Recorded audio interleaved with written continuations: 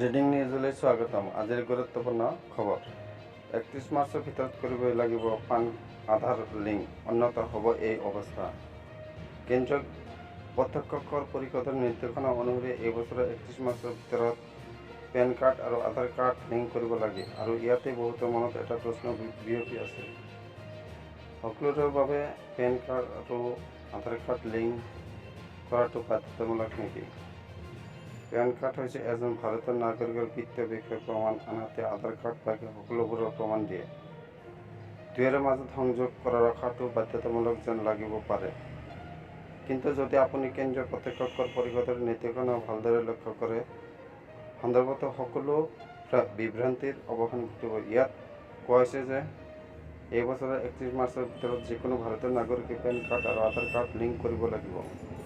PAN card আৰু আধাৰ card কাৰ বাবে link কৰাটো বাধ্যতামূলক? প্ৰথমতে আপুনি আয়কৰ বিভাগৰ অফিচিয়েল ৱেবছাইটলৈ যাব লাগিব। যদি ৰেজিষ্ট্ৰেশ্যন কৰা নাই, ইয়াক ৰেজিষ্ট্ৰেশ্যন কৰিব লাগিব। পেন নম্বৰটো লগইন আইডি হিচাপে ব্যৱহাৰ কৰিব লাগিব।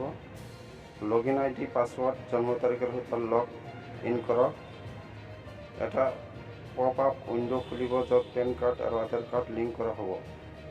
পেন কাৰ্ড আৰু আধাৰ কাৰ্ডৰ সকলো তথ্য একত্ৰিত কৰি লিংক নাও ক্লিক কৰক। পেন কাৰ্ড আৰু আধাৰ কাৰ্ড লিংক সফল হ'ব এটা পপ আপ বাৰ্তা ওলাই আহিব।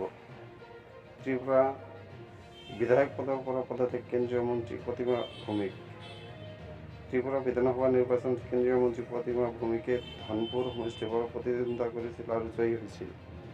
কেন্দ্ৰীয় ৰাজ্যিক সমাজ কল্যাণ আৰু সামাজিক ন্যায় মন্ত্ৰী প্ৰতিমা ভৌমিকে পদত্যাগৰ পিছতে তেওঁ সকলো ভোটদাতাকে ধন্যবাদ জ্ঞাপন কৰে। ইপিনে ধনপুৰ সমষ্টিৰ বিধায়ক পদৰ পৰা ভৌমিকে পদত্যাগ কৰাৰ পিছত ধনপুৰ সমষ্টিৰ আসনৰ পৰা প্ৰাক্তন উপ মুখ্যমন্ত্ৰী জিষ্ণুদেৱ বৰ্মাই প্ৰতিদ্বন্দ্বিতা কৰিব বুলি জানিব পৰা গৈছে।